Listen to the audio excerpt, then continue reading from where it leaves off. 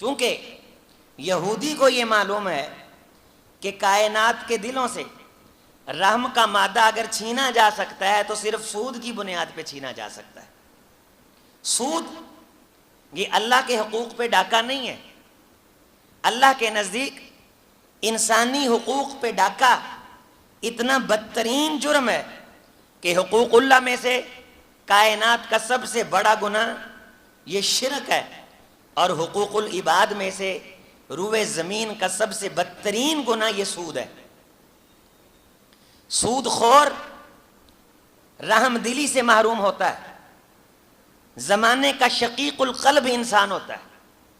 اسے غریب کے آنسو، اس کی مجبوری لاچاری سے کوئی غرض نہیں ہوتی. بیٹے بکتے ہیں یا بیٹیوں کی عزت لٹتی ہے، اس نے اپنی قسط لینی ہے، اگر بر وقت ادا نہیں کی جاتی اس نے اس کے اوپر سود بڑھانا ہے. گویا کہ اس کائنات کے اندر انسانوں کے باقی رہنے کی جو وجہ ہے رحم دلی، باہمی مودت اور مروت، اور اسلام کے اندر یہ موجود تھی. اور رسول اللہ صلی اللہ علیہ وسلم نے سود کے سارے دروازے بند کر دیے تھے. فرمایا سب سے پہلے میں محمد صلی اللہ علیہ وسلم میرے خاندان میں سے اگر کسی کا سود کا لین دین ہے اسے اپنے پاؤں تلے روند کے ختم کرتا ہوں.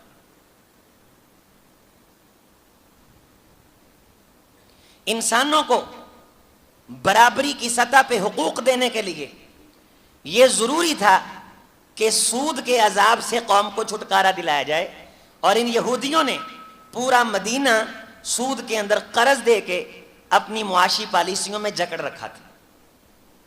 امام کونین علیہ الصلوۃ والسلام نے جہاں بہت ساری چیزوں سے آزادی دلوائی، وہاں مدینہ کے لوگوں پہ بہت بڑا احسان یہ ہوا کہ ان کی نسلیں تک گروی تھیں.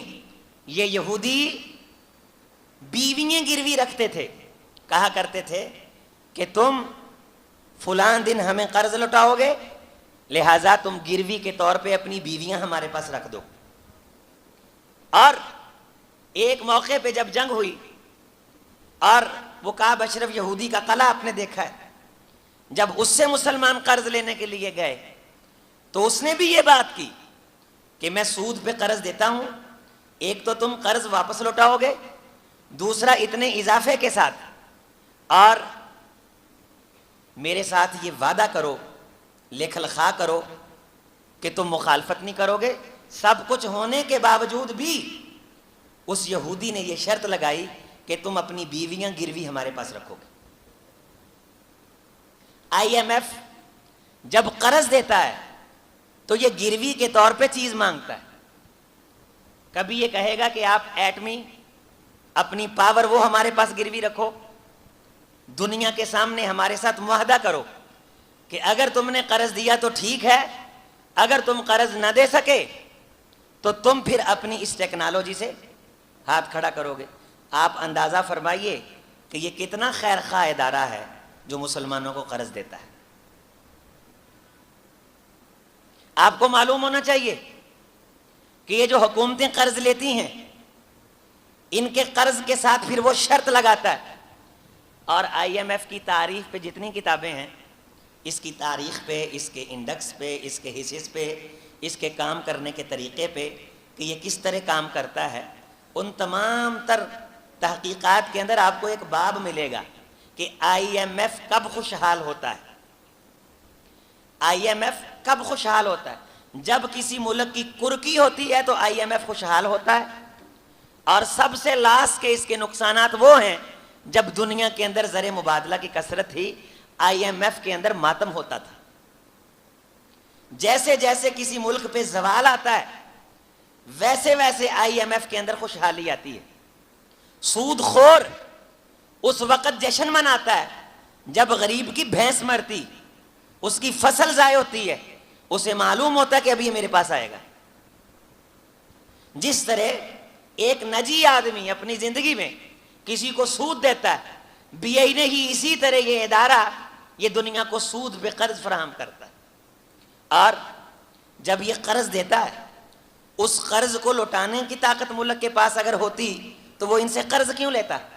اوپر سے سود لگ جاتا ہے، اوپر سے سود لگ جاتا ہے. آپ جنرل مشرف کا دور پڑھیں گے تو $2 ارب کے اگر قرض آئے ہیں تو $9 ارب واپس کرنا پڑا. ملکوں کی کرکی ہوتی، وہ واپس نہیں کیا جاتا. جب واپس نہیں کیا جاتا پھر یہ شرط لگاتا ہے کہ فلاں چیز جو تم نے ہمارے پاس گروی رکھی ہوئی ہے تم اس سے دستبردار ہو جاؤ. کتنا خیر خواہی پہ مبنی یہ سسٹم ہے. یہ اس چیز پہ نظریں کیوں لگا کے بیٹھا ہے؟ اسے ہماری زندگی عزیز ہے، یہ اس لیے ہمیں سود دیتے ہیں، اس لیے ہمیں قرض دیتے ہیں. ہمارے ملک کے اندر آپ اندازہ فرمائیں کہ یہ اتنے گرے ہوئے لوگ ہوتے ہیں کہ یہ لوگوں کی سڑکیں تک گروی رکھ لیتے ہیں. بڑی بڑی چیزیں تو ہیں نا، ٹیکنالوجی ہے، ہمارا یہ جو بن رہا ہے چائنا کا سی پیک، یہ چیزیں ہیں. ہمارے کچھ جو ہیں وہ خام مال کی جو پیداوار کے مختلف صوبوں اور علاقوں کے اندر اثاثے ہیں، جسے کیا کہتے ہیں جی ڈی پی. یہ ساری چیزیں تو بڑی بڑی ہیں، یہ اس سے چھوٹی چھوٹی چیزوں کو بھی اپنے پاس گروی رکھ لیتے ہیں. اور غور فرماؤ، توجہ فرماؤ میرے عزیز ساتھیو کہ اس وقت ہم کس عذاب کے اندر پھنسے ہوئے. اور رسول اللہ صلی اللہ علیہ وسلم کی اس حدیث کا مطالعہ کریں جو میں نے ٹکڑا آپ کے سامنے رکھا ہے. وَلَمْ يَنْقُضُوا عَهْدَ اللَّهِ وَعَهْدَ رَسُولِهِ إِلَّا سَلَّطَ اللَّهُ عَلَيْهِمْ عَدُوًّا مِّنْ غَيْرِهِمْ. جب مسلمان اللہ اور اس کے رسول سے کیا گیا عہد و پیمان اور وعدہ توڑیں گے، اللہ باہر کے دشمن کو ان پہ مسلط کر دے گا. فَأَخَذُوا بَعْضَ مَا فِي أَيْدِيهِمْ، جو چیزیں ان کے ہاتھوں میں تھیں وہ ان کے ہاتھوں کی چیزوں کو چھین لے گا. اس سے بڑھ کے تو کلیئر رہنمائی کہیں نہیں ہے، اس سے بڑھ کے تو واضح ترین روشنی کہیں نہیں ہے. ہمارے بعض ساتھی شاید یہ اعتراض کر دیں کہ سود کون سا ہم نے لیا ہے؟ سود حکومتوں نے لیا ہے، حکومتوں نے لیا ہے. ہم اپنی آواز حکومتوں کے ایوان تک بھی پہنچاتے ہیں، لیکن کیا ہماری صفوں میں سود خور موجود نہیں ہے؟ کیا ہم اہل حدیثوں کے اندر ایسے لوگ نہیں ہیں؟ کیا دیوبند مکتبہ فکر کے اندر ایسے لوگ نہیں ہیں؟ کسی کافر اور کسی مشرک پہ اعتراض تو ہم بعد میں کریں جب ہم یہ کلیئر کہیں کہ بھئی ہماری صف کے اندر سود خور نہیں ہے.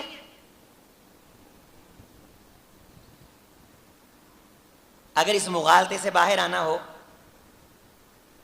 تو کسی مینیجر سے رابطہ کر لیجئے، کسی کے کھاتے کے بارے پوچھ لیجئے. بینک قانونی طور پہ معلومات دینے کا پابند ہے. پھر اندازہ لگائیے کہ یہ کتنے کتنے لوگ جو اس گھناؤنے جرم کے اندر ملوث ہیں اور باقاعدہ دیدہ دانستہ سود خوری کرتے ہیں. کیا ہمارے ملک کے اندر قسطوں کے نام پہ قسط کی جائز شکل کو سود کی ناجائز شکل میں تبدیل کرنے والے لوگ موجود نہیں ہیں؟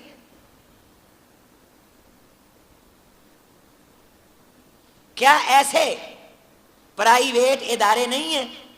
ایک تو بینکنگ، چھوٹے چھوٹے یہ پرائیویٹ ادارے جو قرض دیتے ہیں اور قرض کے اندر اس طرح جکڑ دیتے ہیں. یہاں ہمارا ایک ساتھی 5 سال کی بات ہے، یہاں جمعے کے لیے آتا ہے. ایک قرض دینے والا شعبہ ہے کشف شاہد،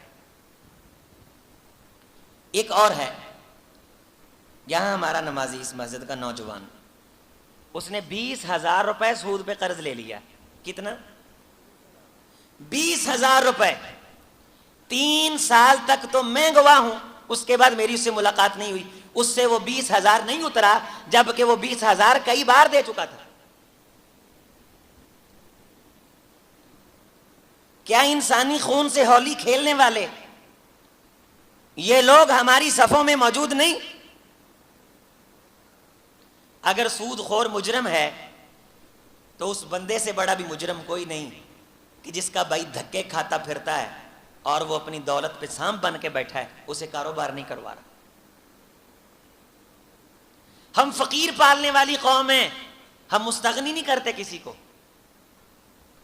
ہم کہتے ہیں کہ زکوٰۃ اتنی دیں کہ یہ بندہ اگلے سال پھر آئے، اتنی نہ دیں کہ یہ پاؤں پہ کھڑا ہو کے اس زکوٰۃ سے کسی اور کا پیٹ پالنا شروع کر دے.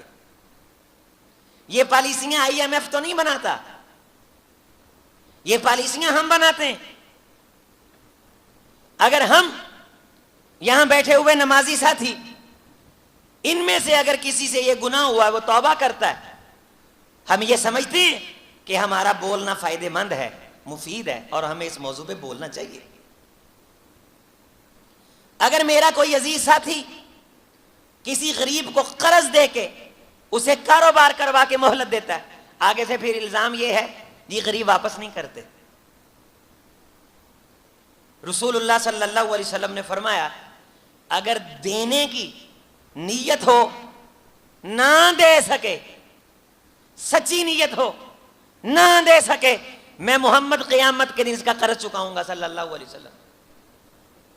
ہمت نہیں تھی، طاقت نہیں تھی، اگر دینے کی نیت نہیں، قیامت کے دن میری امت کے اس مقروض کو چور کی شکل میں اٹھایا جائے گا۔